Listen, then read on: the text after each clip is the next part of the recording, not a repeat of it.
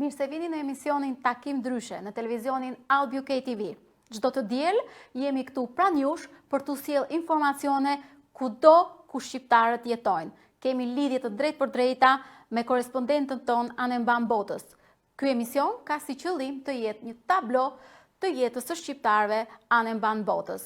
Sot do ta fillojmë emisionin me të rejat e fundit që ka ndodhur në Britaninë e Madhe. Me rastin e 13 vjetorit të pavarësisë së Kosovës, televizioni Albio KTV, si media e vetme në Britaninë e Madhe, që funksionon vetëm me kontributin vullnetar të djemve dhe vajzave këtu në Britani, por edhe në Kosovë dhe Shqipëri, dhe kudo ku bashkëpunëtorët tanë ndodhen, synon bashkëpunimin e zërave të diasporës shqiptare, pa dallime dhe larg interesave të vogla personale. Ka bashkuar në një emision të vetëm, të drejtuar nga moderatorja e Albio KTV, Buqe Paçarada, të gjithë aktivistët këtu në Britani, por dhe përfaqësuesit e të dy ambasadave të Shqipërisë dhe Kosovës, për të përcjellë një mesazh urues për pavarësinë e Kosovës. Këtë emision mund ta ndiqni në të gjitha platformat ku Albio KTV transmeton.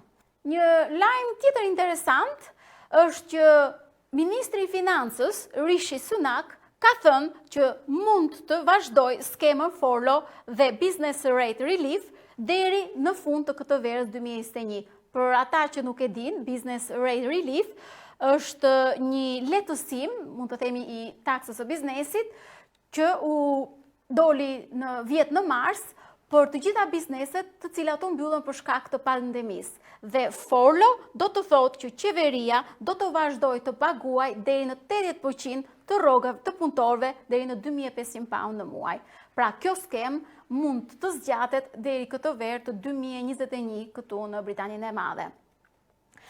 Një lajm tjetër na vjen nga Shtetet e Bashkuara të Amerikës. Lindita Semanjaku, e cila është një aktiviste në Shtetet e Bashkuara të Amerikës, së shpejti do të lancojë një platformë Ti Mundesh, e cila ka si qëllim bashkimin dhe ndihmën e të gjithë shqiptarëve, ku do të bashkojë të gjithë autorët shqiptar, të cilët aktualisht i shesin librat e tyre në e-books, në versionin e-books.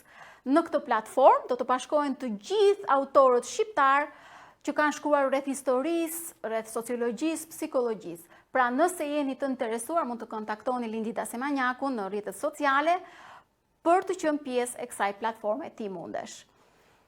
Këto ishin informacionet nga Mbretëria e Bashkuar. Do të vazhdojmë me lidhjen tonë në Suedi, ku kemi korespondenten tonë Jetmira Muçaj. Përshëndetje Jetmira, faleminderit që je sot përsëri me ne për të na informuar për të rejat e fundit rreth komunitetit shqiptar në Suedi. Përshëndetje Dafina, përshëndetje gjithë stafit tuaj, përshëndetje gjithë kolegëve, përshëndetje gjithë shqiptarë kudo që janë. Ndoshta jo pa qëllim e kam veshur këtë bluzë me flamurin e Kosovës, në radhë të parë për t'i uruar datën 17 shkurt, pavarësia e Kosovës, shteti më i ri në botë, por njëkohësisht dua edhe t'ju uroj për zgjedhjet dhe shumë suksese personave të cilët unë i kam mbështetur dhe vazhdoj të mbështes zonjën Vjosa Osmani dhe Albin Kurti. Një lajm tjetër interesant, të cilin unë kam paralajmëruar para 2 javësh, është intervista me një talent nga Kosova, i cili quhet Rejhan Bellani, dhe ne do të bëjmë një emision për pjesëmarrjen e tij në ndër eventet më të rëndësishme që bëhen në Suedi, Talk Show. Sa bukur, mezi po presim ta dëgjojmë. Ju urojmë suksese djalit dhe me fitore. Kjo do jetë edhe qëllimi i këtij emisioni, për t'i bërë ftesë të gjithë shqiptarëve kudo që janë në botë, për ta votuar dhe për ta përshtatur që ai të jetë me qëllim ndër finalistët më të mirë, pse jo edhe triumfues në këtë event shumë prestigjioz në Suedi. Do ta ndjekim me shumë dëshirë dhe interes këtë intervistë me talentin ton në Suedi. Faleminderit shumë. When the night has gone and the land is dark and the moon is the only light we'll see. No, I won't be afraid. No, I won't be afraid. Just as long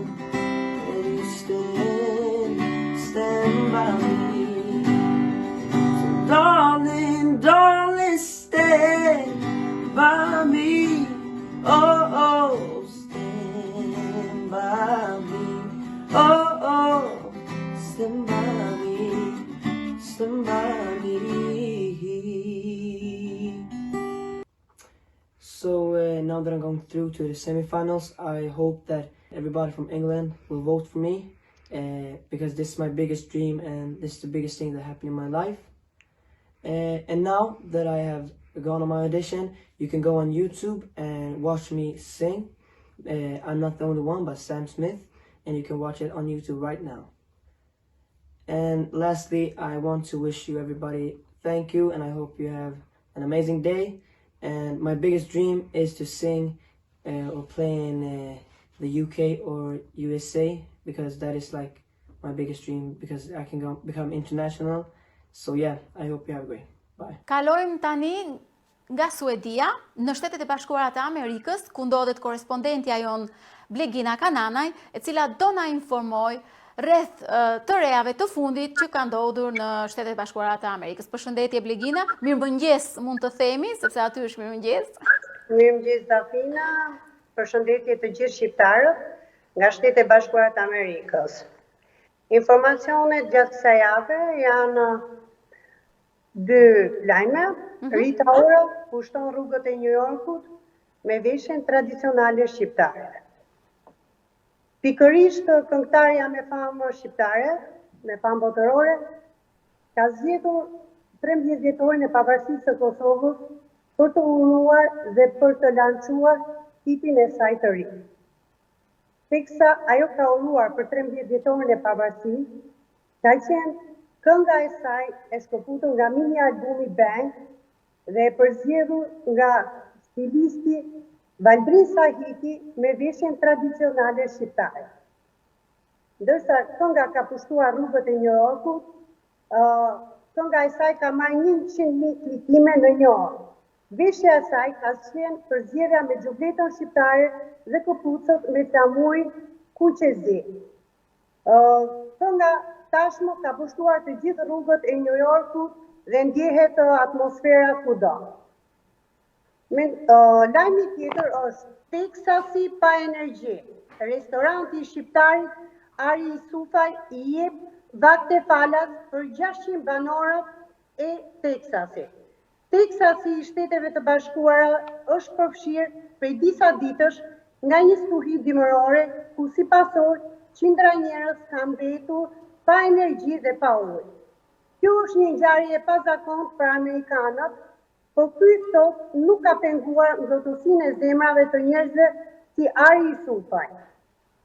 Ai hapi dyer e lokalit të tij në Plano të Teksasit për të gjithë shqiptarët dhe për të gjithë fshinjët që kishin nevojë. Kontributi i tij ka qenë shumë i çmuar në këtë komunitet. Teksa i rrëfen për televizionin se gjatë kësaj kohe ekipi i tij ka gatuar me gaz dhe ka gatuar për 3 orë për 600 banorë dhe 600 persona. Restoranti Arit bën ushqim italian dhe të gjithë janë kënaqur me spaghetti dhe lasagna. Në këto ditë të veçanta, krenaria dhe zemërgjësia e shqiptarëve ka qenë lajmi i ditës. Shumë mirë, një gjest vërtet human nga patrioti jonë shqiptar në Amerikë. Mirë, Blegina, të faleminderit për këto informacione. Bashkë do ridëgjojmë përsëri të dielën e ardhshme. Mirupafshim, Dafina. Mirupafshim, vazhdojmë me lidhjen direkte me korrespondenten ton në Stamboll, në Turqi. Mimoza Elezi është presidentja e World Peace Committee në Turqi. Përshëndetje Mimoza, faleminderit që je këtu këtë të diel me ne për të na informuar se çfarë ka ndodhur në Turqi këtë javë. Përshëndetje, ju përshëndes dhe ju uroj të gjithë shqiptarëve dhe të gjithë shqiptarëve të Kosovës, me veçanti 13 vjetorin e pavarësisë së Kosovës. Me të vërtetë do ishte shumë më bukur sikur të ishin rrugët e hapur dhe të gjithë gjindemi në Kosovë. Por nga larg dua të dërgoj përshëndetjet e mia dhe lajmin e parë që dua të jap nga Turqia është pikërisht për këtë çështje, se me rastin e 13 vjetorit të pavarësisë së Kosovës, shteti turk, si në kulen e Ankaras, si në urën e madhe të Stambollit, si në urën e Edirnes, vuri flamurin e Kosovës, që kjo ishte më të vërtetë diçka manitese që na bëri të ndihemi krenar.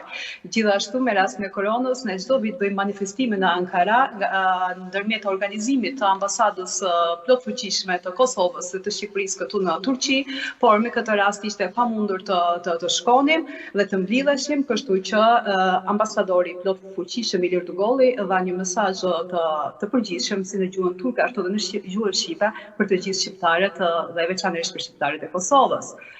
Pra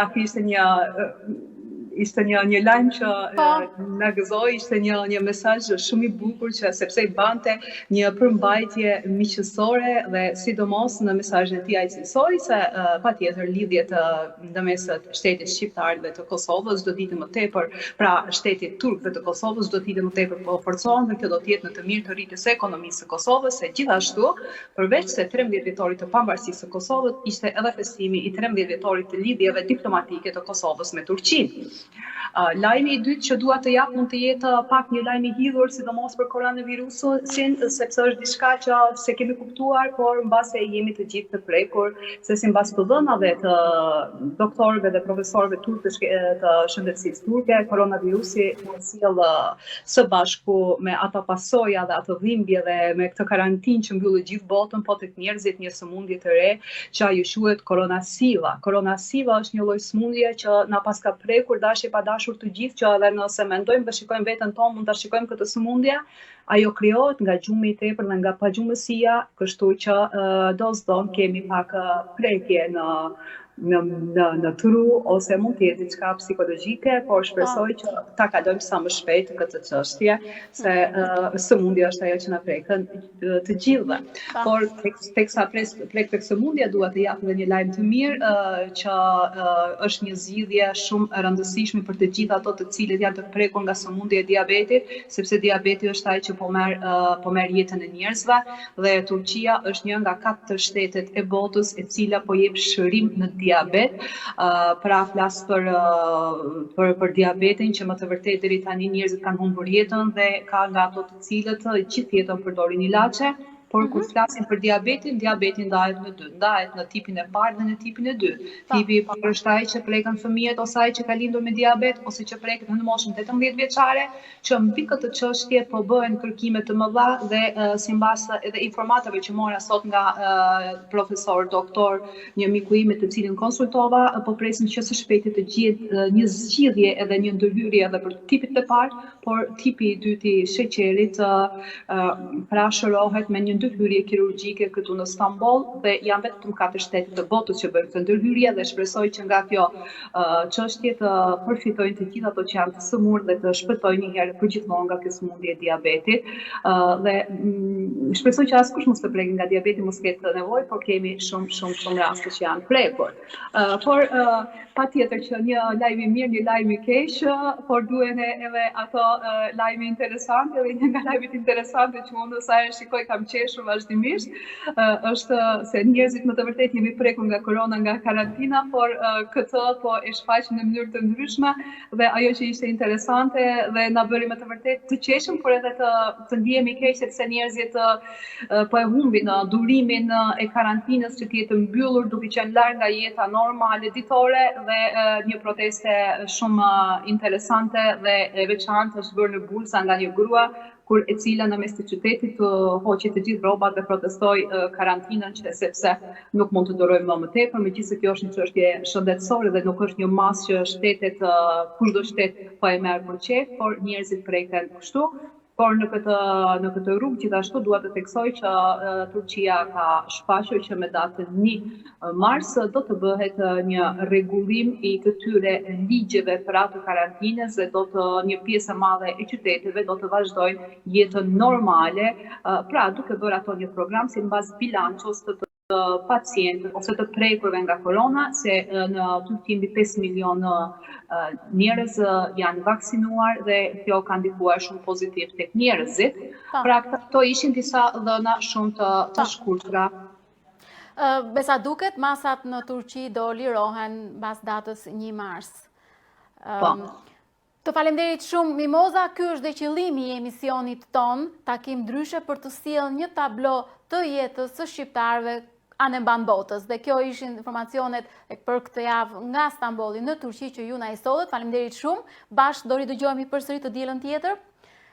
Mirupafshim. Faleminderit me urime dhe suksese në këtë program kaq të bukur që po bashkoni të gjithë shqiptarët kudo që janë dhe falenderoj të gjithë ato miq edhe mikesha të cilët kushtojnë 5 minuta të jenë së bashku me ju sepse kjo është një thirrje e bashkimit të mbar shqiptarëve kudo që janë në botë. Suksese dhe faleminderit. Pikërisht, falënderit ty e dashur, mirupafshim.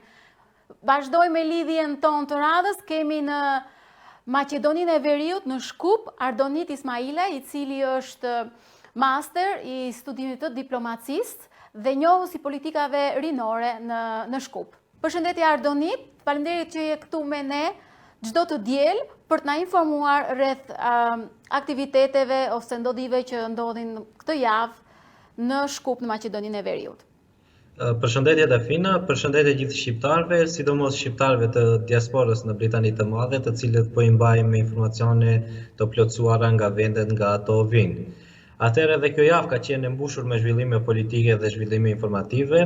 Fillimisht nga java e kaluar, Maqedonia e Veriut ka pritur doza dhurat të vaksinës Pfizer nga shteti i Serbisë. Këto vaksina janë prej 8.000 dozave, ku njëherë kanë ardhur vetëm gjysmë e tyre dhe janë pritur me një ceremoni protokollare nga ana e kryeministit Zaev, i cili e ka falenderuar kryeministrin Vučić për këto vaksina.